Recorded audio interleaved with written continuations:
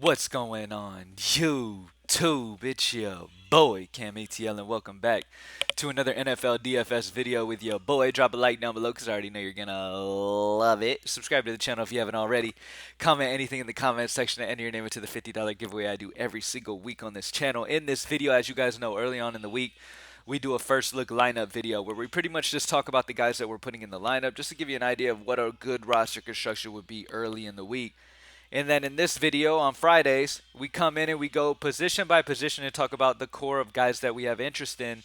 I kind of lower my player pool and kind of show you my favorite options at each position um, to get you going on the slate, man. Put you in a good position to be successful. We talk about the reasoning behind certain guys and go from there.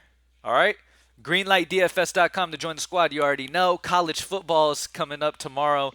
Every single college football slate or NFL slate, we always got that takedown, possible upside. I mean, we've seen it happen many, many times. We won 70K just the other year in one NFL slate. And I loved that me and like three other members won 70K each. That was awesome because that's like life-changing level. That's great money. That's crazy. So we're always looking to have those type of possibilities, and we always have those chances on any slate. And college football is looking sexy for tomorrow. So join up at greenlightdfs.com.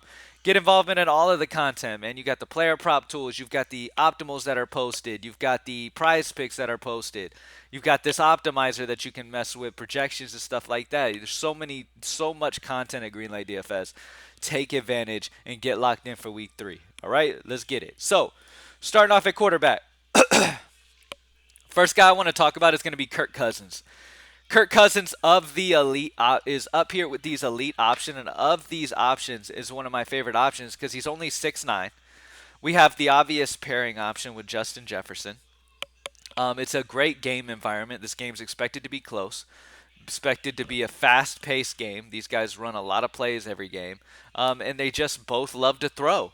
It's a fantastic fantasy environment at home in a dome for Kirk Cousins. So I really like Kirk Cousins, the first guy I wanted to talk about there.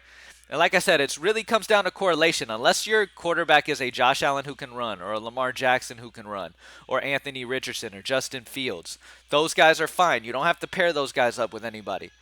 Okay, but when you play a pocket passer like a Herbert or a Cousins or a Tua, you need to pair those guys up. That's just the best way to go. You got to correlate, all right? Because if Tua goes out and has a huge game, guess who most likely also did? Tyreek Hill or Jalen Waddle. You feel what I'm saying? If Kirk Cousins goes off, most likely Justin Jefferson went off or Addison. Same situation. If Herbert goes off, Keenan Allen, Mike Williams, these guys have good games. So, yeah, Kirk Cousins is one of my favorite options on the slate today. I mean, this week. I don't have a ton of. I want to talk about Patrick Mahomes because obviously it's a good, matchup here. But the problem is Kansas City's at home and very large favorites. So game script doesn't really call for much Patrick Mahomes. I haven't projected solid just because he's Patrick Mahomes at the end of the day. And in a half of work, he could score over 20 DraftKings points. So, and they are a throw heavy team. But in this situation where I'm expecting them to dominate Chicago, it's more of a run heavy script. I'm not real interested in too much Patrick Mahomes. Justin Herbert on the other side of that Minnesota game, I absolutely do love. For sure. If you're wanting to play Keenan Allen or Mike Williams, pair him up with Herbert. If you're playing Kirk Cousins, pair him up with Jefferson. Same kind of thought process there. Great matchup. Minnesota's secondary's been bad. It's a dome matchup. I love the spot for both of those guys there. Lamar Jackson, I'd be crazy not to talk about him. Dude is running the ball a lot. We know that's great for fantasy purposes, and you don't have to pair him with anyone. All right, with Lamar Jackson, the good thing about him is he's a quarterback and a running back in one. I mean, he ran 12 times against Cincinnati last week. All right. The only issue is Baltimore are heavy favorites. So maybe Baltimore gets up and plays a little conservative in this one. And maybe just runs heavy with those running backs and doesn't really put Lamar out there to get hurt or anything like that in a situation where they're winning the game handedly. So that's one of the worries. But Lamar is at home. And if Anthony Richardson can keep this game competitive with his feet, then this is going to be a shootout between these guys, and they're both going to do very well on the ground. So they're both solid options. I want to talk about Tua. Tua with Tyreek is always a solid pairing on any slate in any matchup. It doesn't matter. The way Tua can throw that damn ball in the pocket. Like, the dude is an absolute monster. Like, he's great. He's a perfect setup for this Miami offense and a guy like Tyreek Hill. I love Tua at only 7K. He's a sneaky option. The only issue here is, once again, comes down to game script. Is Denver going to keep this game close enough to where Miami's still leaning on the pass and doesn't just lean on Mostert most of the game?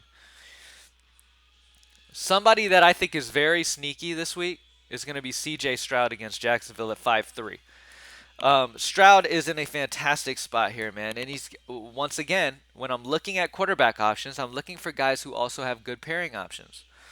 All right, when it comes to Stroud, you have Nico Collins, who's going to be a fantastic option that you can pair with. Tank Dell, who's another option you can pair with. So I can completely see like some builds saving some money and stacking up some Houston with C.J. Stroud, Tank Dell, and Nico Collins, and then some run back with Calvin Ridley or something like that. I could definitely see a takedown strategy line with that. I would not be surprised at all. That offense has been okay. They've been playing from behind a lot. Great spot for them to, be successful in that. Let's see. Who else do I have some interest in? Let's really have limited down my player pool. Let's see. Guys who are in good situations. Obviously, you can always play Josh Allen in that matchup against Washington, but it's a blowout situation. I don't love that. Justin Fields is interesting just off what he could do with his feet. And he'll be playing catch up, so he'll really have to put the team on his back in this one. So at 7-1 though, it's pretty expensive. I'd probably rather just go ahead and go Cousins at 6-9. Outside of that, that's about it. That's my main core for quarterbacks this week. All right, when it comes to running backs this week, at the top of the list, Tony Pollard. Dallas is expected to dominate Arizona. I really love this spot for Tony Pollard. He should get a lot of run here. Dallas is expected to absolutely annihilate Arizona, and it'd be a very run-heavy script once again for Dallas. So, yeah, you're having to pay 8K, and that's annoying, but it is what it is, man. Travis Etienne for Jacksonville against Houston. Once again, good game script situation here for him. All right, run-heavy script. Solid spot for Travis Etienne. Raheem Mostert against Denver. As I said previously when I talked about Miami, Miami's expected to win this game handily. Okay, they're expected to win this game. Maybe not absolute blowout range, but they're expected to win this game. They're at home in Miami going against Denver. Raheem Mostert should get some good amount of run and a run-heavy script. At 6K, I like him a lot. Let's talk about Jahmyr Gibbs with no David Montgomery. No David Montgomery going against Atlanta. This is a good spot for Jahmyr Gibbs in a favored spot. I really like Jahmyr Gibbs in this spot. Okay, this is a favored spot, which would lean a little bit more on the run. No David Montgomery. We're going to see a lot of Jahmyr Gibbs, so I really like that spot for him. Bijan Robinson has been pretty much a receiver for Atlanta. Good spot once again against Detroit. I like this spot, especially if you're going like a Goff and a Amon-Ra, running it back with a Bijan or something like that. Is perfectly fine with roster construction-wise as well. Isaiah Pacheco. I talked about Pacheco and that in that game script situation for Kansas City. They're going to run a lot against Chicago. Chicago's given up a lot of fantasy points to running back. Really like that spot for Isaiah Pacheco at 5-4. Who else do I want to talk about here? Kenneth Walker against Carolina is a fantastic option at 6-2 against Carolina. It's just Seattle's expected to win this game. It should be a run script, solid matchup. Really like that spot for him at 6-2. Who else do I have some interest in? There's not a lot of guys. That's really the core of guys that I love at running back this week. Wide receiver. It all depends on what you're doing at quarterback. If you're playing Cousins, I love Justin Jefferson, one of my favorite receivers of the week. Amari Cooper's a fine one-off guy. You don't have to pair him, or you can pair him. It's completely fine. Amari Cooper's somebody that I have some interest in. Keenan Allen on the run back of Justin Jefferson. Mike Williams on the run back. Jordan Addison, another Minnesota receiver that you could go with for them, who's a solid option. Nico Collins and Tank Dell. Both options that you could pair up with C.J. Stroud and then run back with some Jacksonville offense. Really like that. I like Travis Etienne and then running it back on the other side with the Houston offense. Makes a lot of sense with the game script possibility. Tyreek Hill if you play Tua. That's what it comes down to, man. It's pretty simple. If you're playing a rushing quarterback, then you can kind of just play one-off receivers and just play it that way. But if you're playing a quarterback, you need to pair them up. All right. And honestly, I really like C.J. Stroud with Tank Dell and Collins. I feel like they're all priced very low, and it allows you to get some super studs around that pairing in a super friendly environment for them. So I really like that spot. Josh Reynolds has been doing very well as a value at 4-2. KJ Osborne's another guy for Minnesota that you could go with. That is a cheapish price. Elijah Moore for Cleveland is a solid option. Jalen Waddle, if you're going to pairing him with Tyreek and Jalen, and then maybe running back on the other side with a Denver receiver, is perfectly fine. I talked Calvin Ridley against Houston. Solid run back. But with Jacksonville expected to be up, I think I prefer the run back of Travis Etienne if I'm playing Houston receiving options. And that's about it, man. We got Jefferson and Addison and Osborne as options that you compare with Cousins, predominantly Jefferson and Addison. And then we have Mike Williams, Keenan Allen. You can pair up with Herbert. Running it back with Justin Jefferson is a solid strategy. Amari Cooper as like a one-off, just high-targeted guy in that matchup against Tennessee. Um, Nico Collins, Tank Dell paired up with C.J. Stroud. Zay Flowers has been solid for Baltimore. He's been a solid option that you can definitely get some involvement in. Tyreek Hill and Jalen Waddle if you go to us. So really just correlate. Correlate is very important. Correlate your lineups. Make them flow beautifully. All right. Now let's see. When it comes to tight end, there's multiple options, man. Zach Ertz is going to be playing from behind all game. He's been getting like 30% target share for Arizona against Dallas here. He's only 3.5. He's an obvious option. You've got Hunter Henry, who's been getting targeted very well going against the Jets, a team who's historically been bad versus tight ends. You've got Sam Laporta, who's a solid option, has been getting a good target share there. For value guys, I like Durham Smythe against Denver. He's interesting at only 2.9. Feels a little cheap for him. In a very in a pass heavy team, and a great matchup here in this one. And only 2.9. I mean, I wouldn't be surprised he caught him a touchdown this week. T.J. Hawkinson, pair up with Cousins if you want to go that route. That's perfectly fine. That'll be a little different than anybody else will probably do. Mark Andrews, if you do play Lamar and you want to pair him with somebody, you can pair him with Mark Andrews always. You already know that. That's about it, man. Zach Ertz has the value option, and then I really like a core of like Smythe as a value.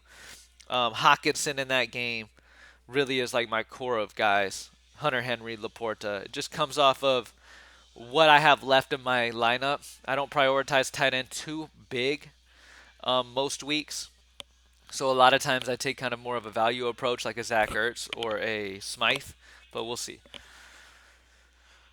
For defense, the Chiefs defense is expected to be up big. I really like them at 3.9. Cowboys lost Trayvon Diggs to an ACL injury yesterday in practice. I believe it was yesterday in practice. That sucks. That's going to hurt that Cowboys defense, but they're still going to get after Arizona super hard. So it's a really good spot there for Cowboys as well, obviously. Patriots are going to be up in this game. They're expected to be up ahead in this game. Zach Wilson probably makes some mistakes. I like that spot for that. But there's really a core of defenses I'm interested in. Cowboys, Chiefs, Patriots, kind of in that range. There's no value defense. I mean, Bills defense at 2.9 is definitely interesting for a value option. But outside of that, that's about it for me. All right? Thank you guys for joining me. Hopefully I was able to break down every position pretty well for you. Base, just off the top of my dome, the best core options this week. You've got Cousins. You've got paired up with Jefferson, Addison. You've got Keenan Allen on that other side, Mike Williams, Justin Herbert in that game. Those are options I really, really like. I talked about C.J. Stroud in that cheap Houston stack. C.J. Stroud paired up with Nico Collins and Tank Dell. Are solid options. Running back on the other side for Jacksonville, maybe with a Travis Etienne because Jacksonville's favored. So Travis Etienne doing a lot of damage on the ground while Houston's throwing to try to catch up. Great spot there for that. Great roster construction capabilities with that. Let's see. Maybe a Miami stack with Tua and Tyreek Hill. Running it back on the other side with a Denver receiver. When it comes to running backs, I really like Tony Pollard. I really like Dallas. I really like big favored spots. I think Mostert's a solid option at running back. I think Pollard's a solid option at running back. Big favored spots for offenses expected to do well. Obviously, you want some running back involvement there in those positions. Um, what else? When it comes to tight end, I mean Zach Ertz. You have Smythe as a value. You could go Hunter Henry, Laporta. Those guys are all options there. But yeah, I mean, remember, correlation is important. You play some big time receiving options from one team, run it back on the other side because if a quarterback and his receivers are doing great, most likely it's a good environment, a shootout environment where they're still passing into the fourth quarter, and it's a shootout on both sides. So correlated on the other end as well. A lot of takedown lines that you see will have a quarterback paired with one or two receivers, and then run it back with a player on the other side, and that game ended up being high scoring, and boom, the $70,000 winning, 70 or $75,000 winning week that we had was from a pairing of Houston, actually. It was Watson paired up with DeAndre Hopkins and what was the other dude's name? The other Houston receiver. Will Fuller. It was Fuller and Hopkins paired up with Watson and then run back on the other side with somebody. It's just that's how it goes, man. So correlate. Try to correlate. One of the biggest things when it comes to DFS is correlation, roster construction. It's one of the most important things to factor in. And yes, you run the risk of if you really like a game and you're getting heavy involvement in a game and it ends up being a dud of a game that you lose. There's a chance to lose no matter what. You know what I mean? Do what's in your control. Those games that you feel like are going to be shootouts, get involvement in them and don't worry about it. If the game ends up being a dud, you still played it the way that you should have played it. You know what I mean? That's the way you got to attack this stuff, man. DFS is an up and down thing. Sports betting in general is an up and down thing, but it only takes that 1 week to really do major, major damage and change your life and have a huge week. So regardless of any down moments you have and stuff, just stick to the process, continue to play the most optimal version you possibly can due to roster construction and correlation, all that good stuff, and live with the results, man. That big one will come. All right? Trust me.